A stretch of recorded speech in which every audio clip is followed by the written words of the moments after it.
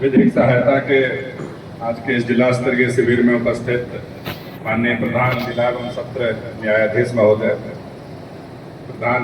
माननीय प्रधान न्यायाधीश कुटुंब न्यायालय महोदय, सचिव विधिक सेवा प्राधिकरण महोदय, उपस्थित सभी सम्माननीय माननीय न्यायाधीशगण, न्यायिक अधिकारीगण, सम्माननीय जिला अधिवक्ता संघ के अध्यक्ष महोदय एवं उपस्थित सभी अधिवक्तागण, डीएम साहब, एडिशनल एसपी साहब एवं जिला प्रशासन के सभी वरिष्ठ अधिकारीगण, सम्माननीय नागरिकगण, मीडिया के बंधुगण एवं उपस्थित अन्य सभी अतिथिगण, आप सभी का आज के इस शिविर में हार्दिक स्वागत है। निश्चित रूप से जैसा कि पूर्व के वक्ताओं ने विस्तार पूर्वक बताया है, अत्यंत महत्वपूर्ण कार्यक्रम है ये। अगर मैं थोड़ा सैद्धांतिक रूप से आप सभी से चर्चा करना चाहूँ कि अपना देश भारत है और भारत में वैसे तो बहुत सारी विशेषताएं हैं, लेकिन भारत एक सुसंस्कृत और समृद्ध राष्ट्र के पथ पर निरंतर जो प्रगति कर पा रहा है। आप देख रहे हैं कि वर्तमान समय में अंतर्राष्ट्रीय स्तर पर परिस्थितियां बहुत अच्छी नहीं है, और ऐसा नहीं कि ये केवल 1-2 महीने की बात है। आप पड़ोसी देशों में भी अब घटनाओं को देखें, आप सभी प्रबुद्ध नागरिकगण हैं, तो बहुत सारे गड़बड़ियों का परिदृश्य आपको देखने को मिलेगा। भारतवर्ष में आपको तुलनात्मक रूप से वैसी परिस्थितियां बहुत नगण्य मात्रा में देखने को मिलेंगी। कहीं छोटी मोटी अगर इस तरह की हुई भी हैं, तो वैसा इस प्रकार का कोई भी दुर्घटना नहीं हुआ जिसके कि बहुत राष्ट्रीय स्तर पे गड़बड़ी वाला परिदृश्य निर्मित हो। तो 2 चीजें मुझे बहुत आकर्षित करती हैं चिंतन मंथन के बाद। एक अपना लोकतंत्र है और दूसरा कानून का शासन, रूल ऑफ लॉ। और किसी विकसित देश को, जैसा अभी जिला विधिक अधिकारी महोदय और अन्य वक्तागण बता रहे थे, विकसित भारत 2047 की संकल्पना जो माननीय प्रधानमंत्री जी और अन्य स्तरों पे भारत सरकार, राज्य सरकार के द्वारा की जा रही है।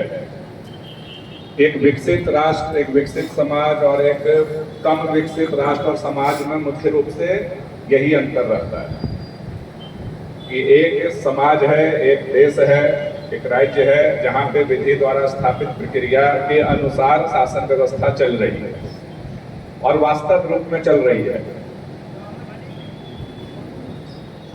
तो वो समाज अच्छा होता है। और यही कारण है कि आप देखेंगे कि जो कुछ ऐसे देश अभी भी हैं, समाज ऐसे जहां अभी भी तानाशाही है, लेकिन वहां के तानाशाह भी अपने संपत्ति का निवेश कहां करना चाहते हैं जहां पे तानाशाही नहीं है। और ये इसलिए करना चाहते हैं क्योंकि हर व्यक्ति चाहता है कि हम एक ऐसे समाज में रहें, एक ऐसे देश में रहें जहां पे कानून का शासन, तानाशाही नहीं। और उस विधि द्वारा स्थापित प्रक्रिया का लाभ लेना, उसमें एक जागरूक नागरिक के रूप में हिस्सेदारी करना तभी संभव हो पाएगा जब हमें विधि का ज्ञान भी हो और उस प्रक्रिया का लाभ लेने के लिए हमारे पास साधन भी हो। तो इसलिए इस लिहाज से जो राष्ट्रीय विधिक सेवा प्राधिकरण है, राज्य स्तरीय विधिक सेवा प्राधिकरण है, और उनके मार्गदर्शन में जो जिला स्तरीय विधिक सेवा प्राधिकरण काम करती है, मुझे उसकी उपयोगिता काफ़ी महत्वपूर्ण लगती है दिन प्रतिदिन भी। और जिला प्रशासन के कई अवसरों पे, के कई कार्यक्रमों के अवसरों पे मुझे दिन प्रतिदिन यह अनुभव होता है कि जिला विधिक प्राधिकरण का और इस लीगल अवेयरनेस की कितनी आवश्यकता है।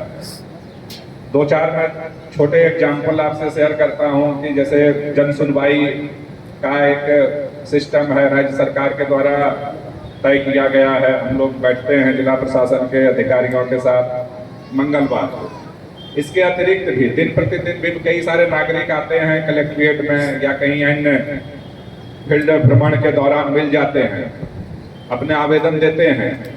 कम से कम 30 से 40% ऐसे आवेदन होते हैं जिनमें कि विधिक रूप से ही कुछ निराकरण हो सकता है, प्रशासनिक तौर पे उसका निराकरण किया जाना संभव नहीं है।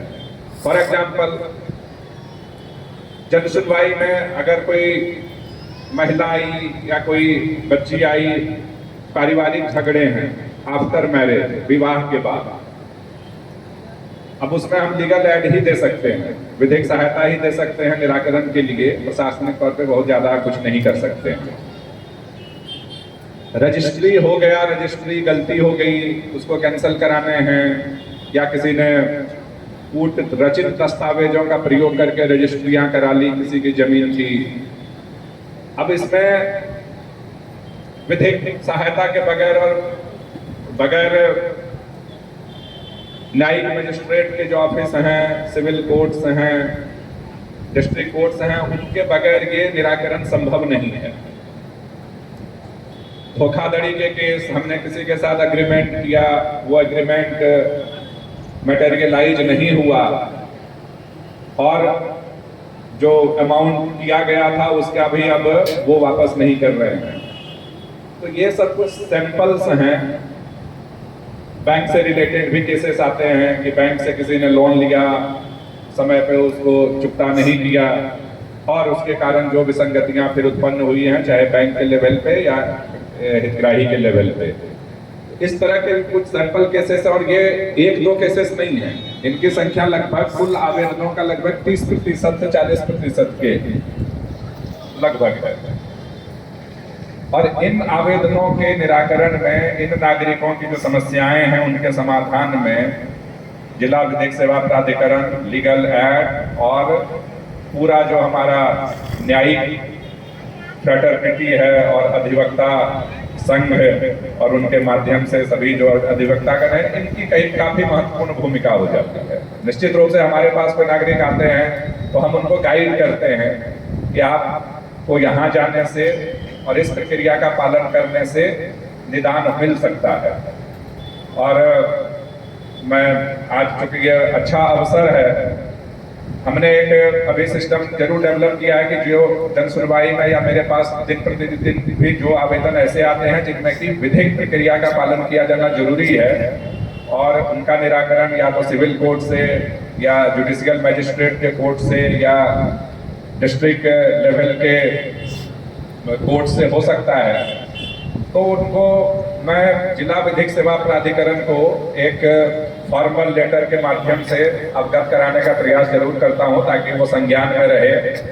और कुछ जो महत्वपूर्ण केसेस बड़े चिन्हित हो जाते हैं कि जहां पे एकदम से सिचुएशन ज़्यादा क्रिटिकल है, तो उनके लिए मैं माननीय न्यायाधीश महोदय, सचिव विधिक सेवा प्राधिकरण को एक अर्थशास्त्रीय पत्र भी लिखने का प्रयास करता हूं ताकि उस पर थोड़ा सा ज़्यादा नजर रहे, ज़्यादा महत्वपूर्ण रूप से वो रेखांकित रहे उनके कार्यालय में। जिला विधिक सेवा प्राधिकारी और बाकी जो पैरा लीगल वॉलंटियर्स हैं उनका भी काफ़ी अहम रोल है और मैं तो उनसे आग्रह करूंगा इस अवसर का लाभ लेते हुए कि ये जो हमारे पास भी आवेदन आते हैं कलेक्ट्रेट में या अन्य SDMs लेवल पे भी, उनमें से वैसे मैटर्स जिनमें से कि लीगल एड दिया जाना आवश्यक है, लीगल अवेयरनेस उनमें क्रिएट किया जाना आवश्यक है, उसके लिए और एक्टिवली वो एसोसिएट हों हमारे साथ। हम भी कोशिश करेंगे कि इस मैकेनिज्म को और कैसा सुदृढ़ किया जा सके और इस प्रकार से नागरिकों को लाभ मिल सके। तो मुख्य रूप से आशय यह है कि बहुत सारे हमारे ऐसे डिस्प्यूट्स हैं, ऐसे स्कीम्स हैं जहां पे नागरिकों के समस्याओं का निराकरण हो सकता है या उनको लाभ मिल सकता है, बशर्ते वो विधि द्वारा जो स्थापित प्रक्रिया है अपने देश में उसके प्रावधानों के तहत वो कार्रवाई के लिए आगे बढ़ेंगे। 4 समस्या ये बहुत संभव है और जमीन के सामान्य ज्ञान की बात है कि बहुत सारे हमारे ऐसे नागरिक हैं जो इतने अवेयर नहीं हैं, उनको इतने लीगल प्रोसेसेस की जानकारी नहीं है, कहाँ जाना है, कैसे इस प्रकरण को इनिशिएट करना है, कहाँ दर्ज करवाना है, इत्यादि इत्यादि। उसमें उसके समाधान के लिए ही इस प्रकार का शिविर आयोजित होता रहा है। आज का भी शिविर आयोजित है और उसके लिए ही जिला विधिक सेवा प्राधिकरण काम करती है। तो मैं उन सभी नागरिक बंधुओं से भी आग्रह करूंगा कि इसके बारे में आप लोग जिला विधिक सेवा प्राधिकरण, जिला विधिक सेवा प्राधिकारी के कार्यालय का भी लाभ लें, वहां भी पहुंचे और इस प्रकार के जो शिविर आयोजित होते हैं उसमें हिस्सेदारी लें। और यह सिर्फ इस शिविर की बात नहीं है, इसके माध्यम से जिले के प्रत्येक नागरिक तक ये बात पहुंचनी चाहिए और मुझे उम्मीद है वो पहुंचेगा भी कि किस प्रकार से हम विधिक प्रावधानों का लाभ ले सकते हैं।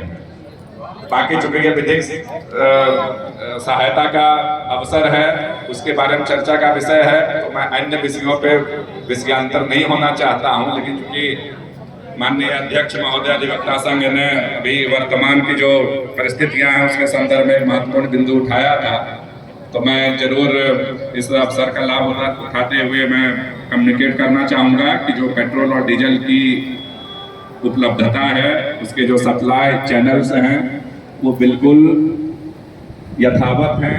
पेट्रोल डीजल में तो कहीं कोई समस्या है ही नहीं किसी भी स्तर पे।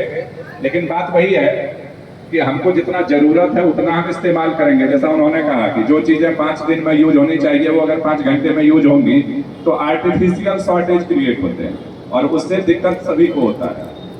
तो मेरा आग्रह है कि ज्वलनशील पदार्थों का स्टोरेज नहीं किया जा सकता। अगेन वो विधिक रूप से एक अपराध है। इन पदार्थों की बिक्री केवल डेजिग्नेटेड वेंडर ही कर सकते हैं। तो हर कोई नागरिक ऐसे डीजल, पेट्रोल, केरोसिन की बिक्री भी नहीं कर सकता है। तो इसका स्टोरेज और बिक्री दोनों अवैध है।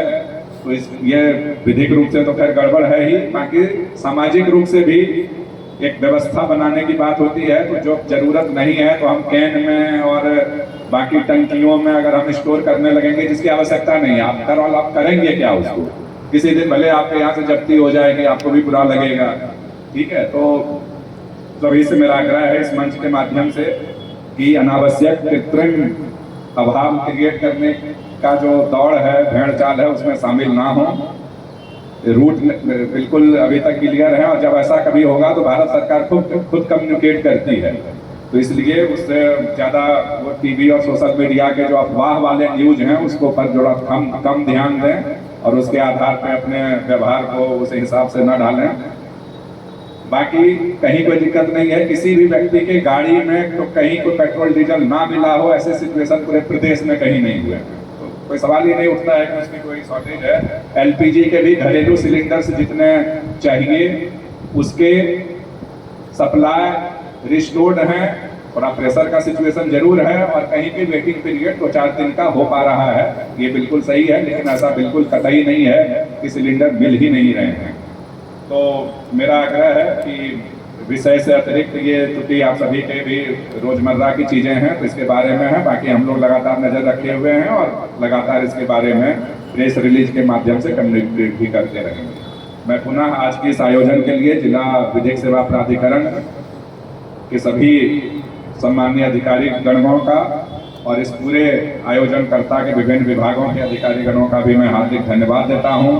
प्रधान जिला एवं सत्र न्यायाधीश महोदय, प्रधान न्यायाधीश कुटुंब न्यायालय महोदय का भी मैं आभार व्यक्त करता हूं कि इस महत्वपूर्ण कार्यक्रम में उन्होंने अपनी उपस्थिति दर्ज कराई है। एक बार पुनः आप सभी अतिथियों का हार्दिक स्वागत, आभार, धन्यवाद। धन्यवाद महोदय।